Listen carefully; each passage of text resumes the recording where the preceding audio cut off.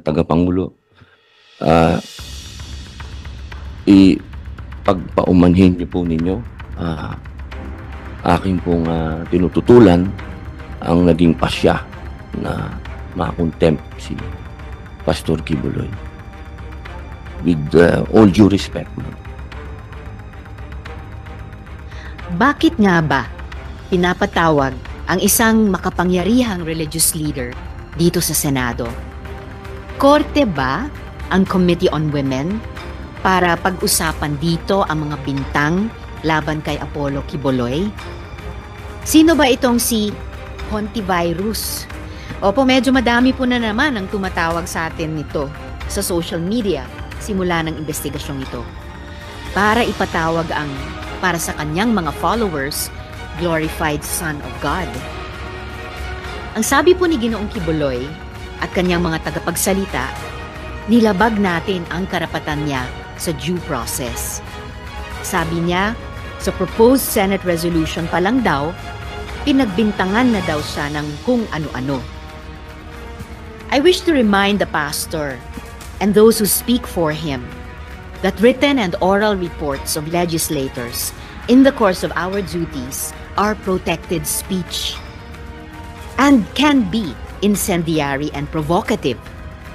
Sabi nga ng Supreme Court sa kaso ng Osmeña versus Pendatun, quote, its purpose is to enable and encourage a representative of the public to discharge his public trust with firmness and success, for it is indispensably necessary that he should enjoy the fullest liberty of speech and that he should be protected from the resentment of everyone, however powerful, to whom the exercise of that liberty may occasion offense. Close quote. Friends, hindi po pwede na basta-basta lang magsabi ng due process si Apollo Quiboloy ay hindi na siya haharap sa Senado. That is not the ruling in Neri versus Senate Blue Ribbon Committee. That is not the ruling in Lincoln Ong versus Senate Blue Ribbon Committee.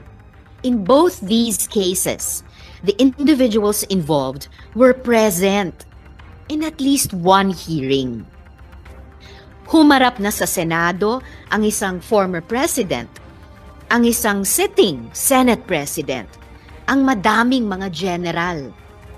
Just last Congress, humarap ang dalawang sitting executive secretary, si Ginoong Vic Rodriguez at current ES, Lucas Bersamin.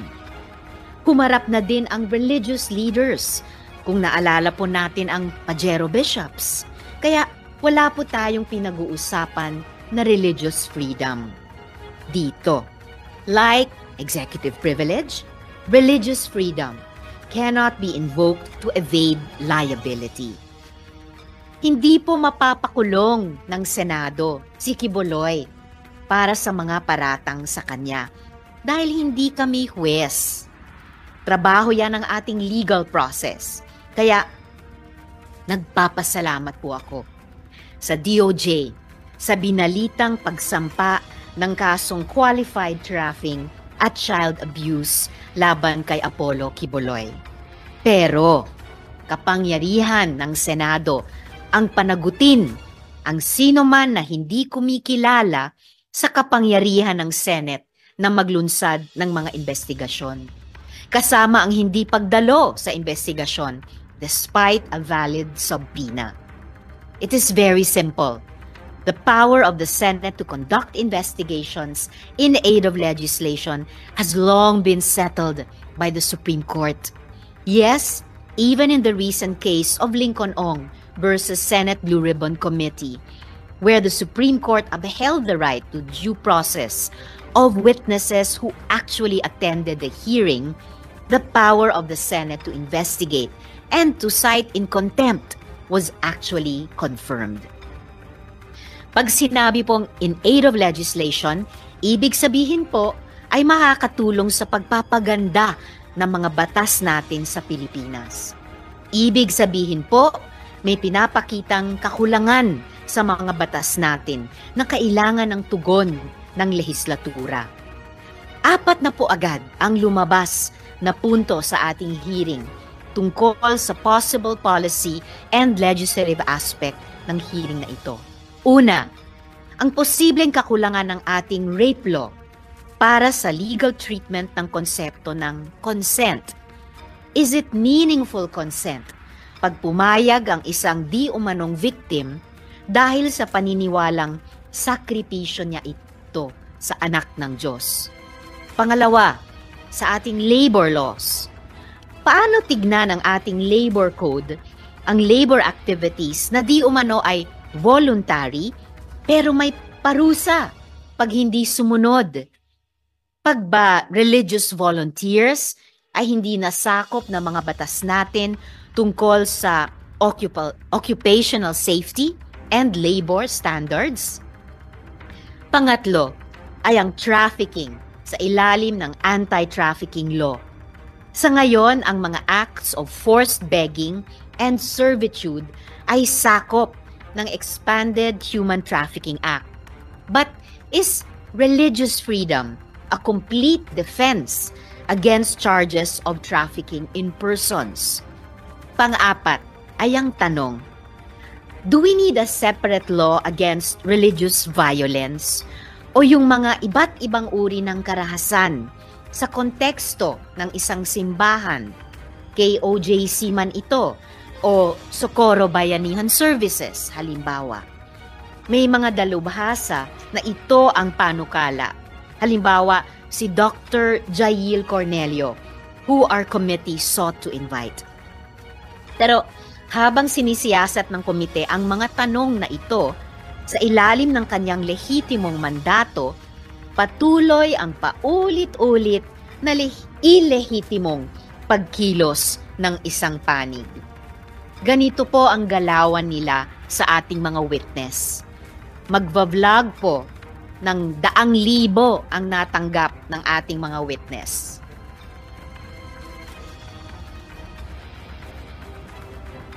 Sources ninyo na lifetime ang support sa inyo, tama ba? Lifetime daw ang suporta sa inyo. Kaya kumagat kayo sa bait na mag-testify. Meron ng isa dito nagsabi. Pero sila po pala. Inoferan daw siya ng 40,000 kada lie against pastor. Buti na lang yung kapatid nating yun na hindi naman kumagat. Pero, yung mga nag-witness dyan sa Senate, kinagat nyo yan, di ba? May iba sa inyo, 50,000. May narinig pa kami galing sa aming mga puputlang ahas na may nabayaran daw na 500,000 sa inyo. Well. Tas ngayon, nawawala na si alias Jackson. Nasaan kaya? Asaan kaya? Ayun na nga ba ang sinasabi? Pero sila pala po ang totoong nanunuhol.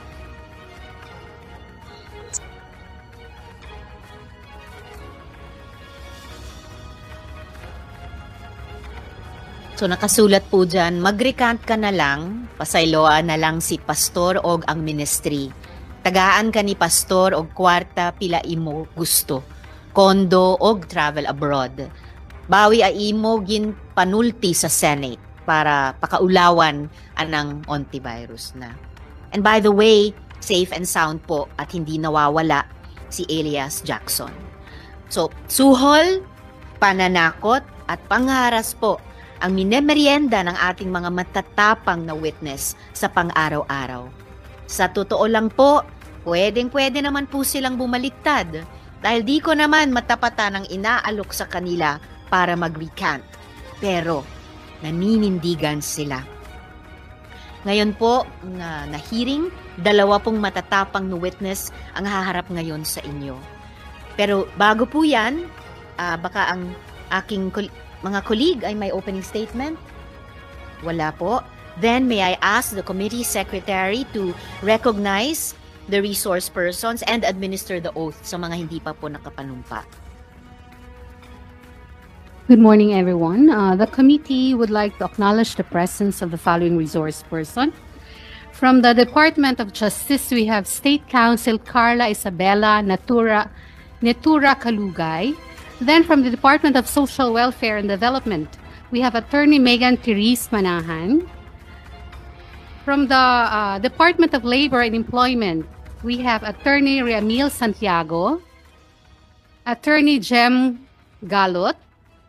Then from the Department of Foreign Affairs, we have Mr. Archimedes Villar, Miss Maylene Acosta, Miss Bernadette Mendoza. Then from Bureau of Immigration, we have Attorney Romaine Pascual. From the National Telecommunication Commission, we have Attorney Regina Aniel Cruz Velasco. Then we have Attorney Kathleen Jalo Egipto. From the Council for the Welfare of Children, we have Yusek Angelo Tapales. Then from the Commission on Human Rights, we have Mr. Ronnie Rosero. From the Securities and Exchange Commission, we have Attorney Pamela Lorraine Ramos and Attorney Andrew Monteza. From the Social Security System, we have Attorney Joseph Desunia. Then, representing Pastor Apollo Kibuloy, we have Attorney Elvis Balayan. Then we have with us online the witnesses, Ms. Elias Maya and Elias Joseph. Then from the DOJ, we have Senior State Counsel Mary Grace Quintana. So, Madam Chair, may I request all those who have not taken their oath during our last two hearings to please stand up, raise your right hand, and repeat after me. I, please state your name, do solemnly swear that I will tell the truth, the whole truth, and nothing but the truth to this committee. Thank you. You may now take your seat. Thank you very much, dear resource person. Salamat, Comsec. Comsec, I heard acknowledge a representative, an attorney, but can you please state for the record the status of the subpoena served on Apollo Quiboloy? Madam Chair, the committee sent a subpoena to Pastor Quiboloy, and he replied with this the motion, most respectful and urgent request to set aside, recall the subpoena issued to Pastor Apollo Quiboloy. It was given to me by the representative, Attorney Balayan. Thank you, Comsec. So, friends, nagpadala nga po sa aking tanggapan ng sulat galing sa abogado ni Mr. Quiboloy stating, and I quote a short portion, compelling Pastor Quiboloy to appear before a committee that already pronounced him guilty would be violative of his constitutional right against self-incrimination and to be presumed innocent unless proven guilty, close quote. If we allow witnesses of the Senate to simply claim that appearing before a committee would violate his or her constitutional right to be presumed innocent and his or her right against self-incrimination, wala na pong kapangyarihan ang ating Senado maglunsad ng mga investigasyon. Madaling-madali na lang umiwas sa mga hearing ng Blue Ribbon, sa mga tiwaling opisyal, sa mga investigasyon ng Public Order Committee, sa mga sangkot sa mga krimen. Hindi po uubra ang ganitong mga excuse. To pursuant to Section 18 of the Rules of the Senate, as chair of the committee and with the concurrence of one member here with me, I cite in contempt Apollo Carreon Quiboloy for his refusal to be sworn or to testify before this investigation. This committee requests the Senate President to order his arrest so that he may be brought to testify. I so move. So, ngayon po, ay pakinggan na po natin ang dalawa nating mga witnesses. Sila po ay magte-testify virtually. Hindi po sila magtatakip ng mukha. I wish to also put on record that both our witnesses have presented themselves before the Philippine embassies in their respective countries of residence. we are playing videos only to ensure that possible unstable internet connection would not disrupt our appreciation of the testimony. However, they are here online to authenticate the videos. Unahin po natin si Ms. Reynita Fernandez. Kanya pong tunay na pangalan. Siya po ay nasa Singapore ngayon at ilalahad po niya ang naging karanasan niya sa Kingdom at ang mga naranasan niyang paghihirap bilang tagapagsunod ni Quiboloy. Wala na silang pera. They already give it all. They don't even own their time. They don't even own themselves.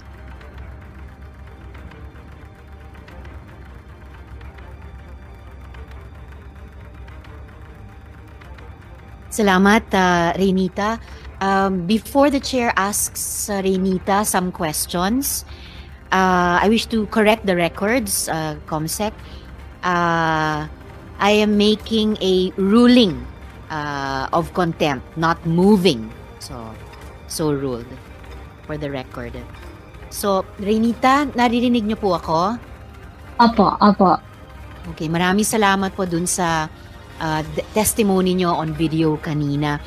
For the record po, do you confirm that that video was of you, na binigay nyo iyan ng kusang loob at pinatototohanan nyo yung lahat ng sinabi nyo sa video na iyan? Opo, with all my heart po. Thank you so much, Ms. Reynita.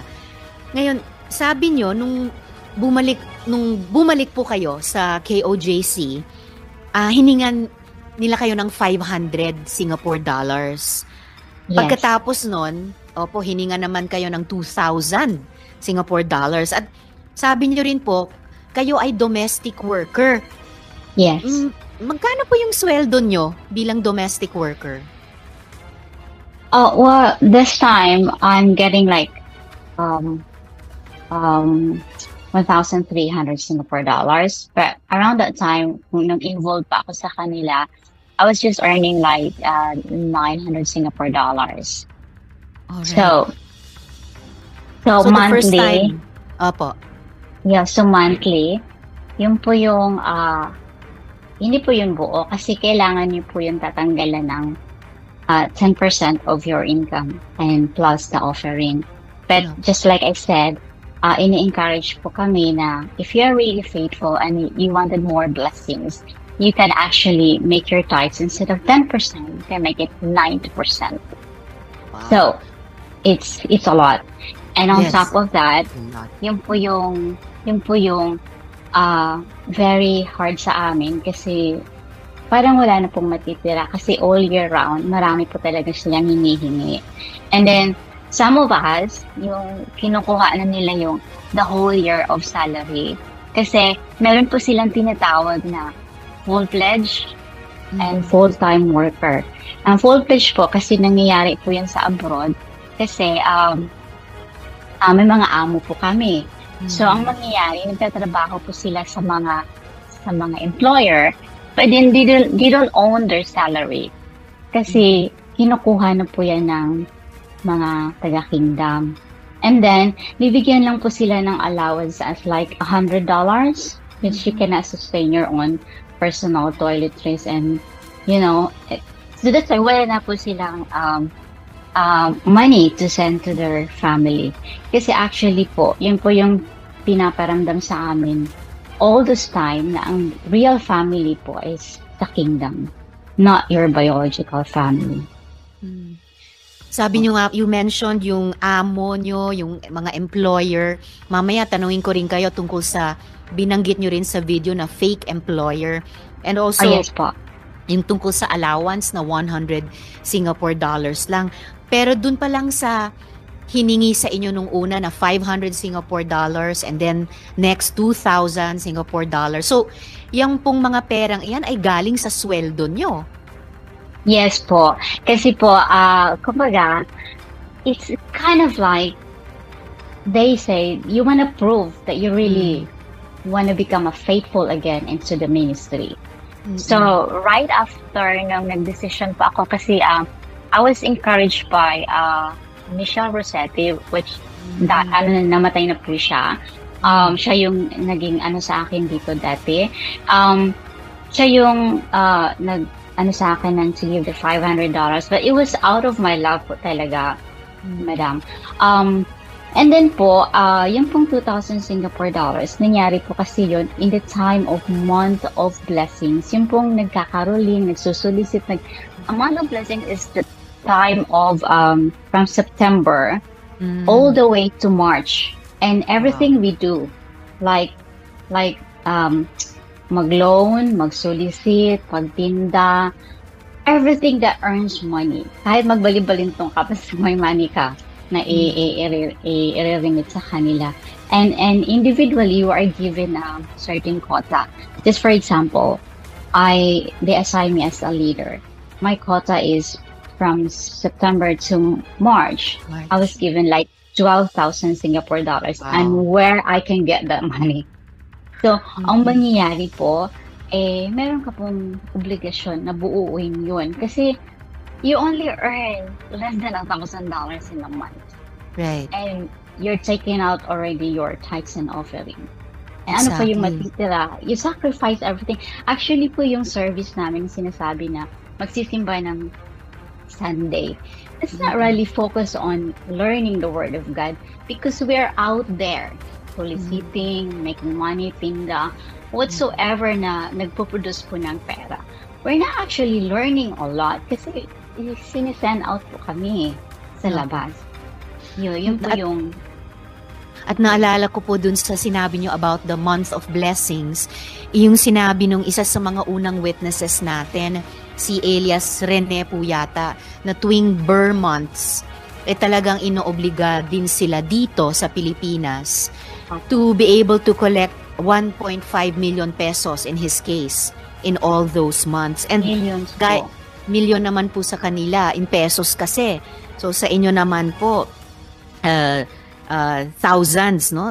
12,000 Singapore dollars. And talagang hindi ko po tinatawaran yung love out of which you did this, pero just in number terms, yung unang hininging 500 Singapore dollars was more than half of your $900 in a month, and yung sunod na 2,000 Singapore dollars was more than 2 months worth of your salary. And tama po ba yung intindi ko, Ms. Renita, na tuloy na walang kayo ng bahay dahil hindi nyo na mabayaran yung mortgage dahil halos lahat ng sweldo nyo, except maybe for yung allowance na 100 Singapore dollars, ibinibigay nyo sa KOJC. Hindi ba sila pumapayag? Kunyari kung makiusap kayo na at least mabayaran nyo na muna yung bahay nyo?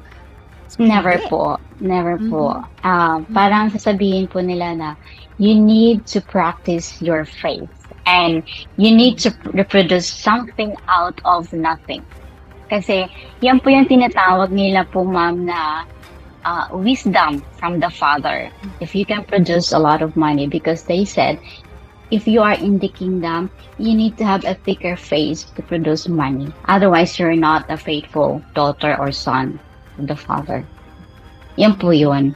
Kaya lahat po ginagawa namin kahit anong mangyari, magkabaon ka sa utang, para lang ma-cope up mo yung nila-required na nilalagay sa shoulder mo na tawag nito, quota po. Which is, in the beginning, actually po, to be honest, I was not shaken with the giving. Kasi, parang sa kaluma-lumaan po na member po ako from my nanay, very believe po kami kay Pastor. There is an objection to my ruling, to the chair's ruling, holding Apollo Kibuloy in contempt. So I recognize Senator Robin Hood. Sen. Robin. Maraming salamat po, ginang tagapangulo. A'udhu billahi minasyaitanir rajim. Bismillahirrahmanirrahim. Alhamdulillah rabbil alamin. Bismillahirrahmanirrahim. Wassalatu wassalamu ala Rasulillah. Assalamualaikum warahmatullahi wabarakatuh. Isang magandang umaga po sa inyong lahat. Lalong-lalo na po sa ating ginang na tagapangulo. Pagpaumanhin niyo po ninyo, aking pong tinututulan ang naging pasya na makontempt si Pastor Kibuloy. With all due respect, ma'am, Well noted po ng chair ang objection ni Sen. Robin sa ruling ng chair holding Pastor Quiboloy in contempt. Meron naman po tayong gabay mula sa ating rules. Section 18, ito po yung rules of procedure governing inquiries in aid of legislation. So yung section 18 po tungkol sa contempt, nakalagay po doon, a majority of all the members of the committee may, however, reverse or modify the aforesaid order of contempt within 7 days. So, well noted. Shukran, Sen. Robin. Maraming salamat po, ginang tagapangulo. At gusto ko lamang pong malaman ng mga panauhin natin at ng mga sumusubaybay po sa mga ganap na ito. Ang akin pong mga kadahilanan para humingi ng ng pagpapakumbaba at ang karapatan ng pag-object, ang hindi pagsang-ayon. Napag-usapan po namin ito ng mahal na senadora na aking pong ginagalang, sinasaladuhan at palagi ang nagpupugay sa kanyang mga ipinaglalaban. Ako po ay nagpapasalamat muli sa inyo, mahal na ginang tagapangulo, sa pagtanggap po ng aking objection. Maraming salamat po. At sa 7 araw po. May 7 araw po ang majority Ilan of the po? members of the committee Majority. Opo. Na gawing formal itong pag-object sa ruling ng chair holding Pastor Quiboloy in contempt. Pag sinabi po ba, ginang tagapangulo, ito po ba yung membro natin? Apo, sila. Tama po, Sen. Robin. Ito po yung majority of the members of the Opo. Committee on Women. Yun lang pong members lang po, no? Malinaw po, no? Hindi po kasama yung mga leaders. 7. Bali, 6 pa po. Ang nakalagay po sa Section 18, contempt, ay a majority of all the members of the committee. Opo. Okay po. Maraming salamat po ulit. Maraming salamat po. Afwan, Sen. Robin. So, Ms. Reynita,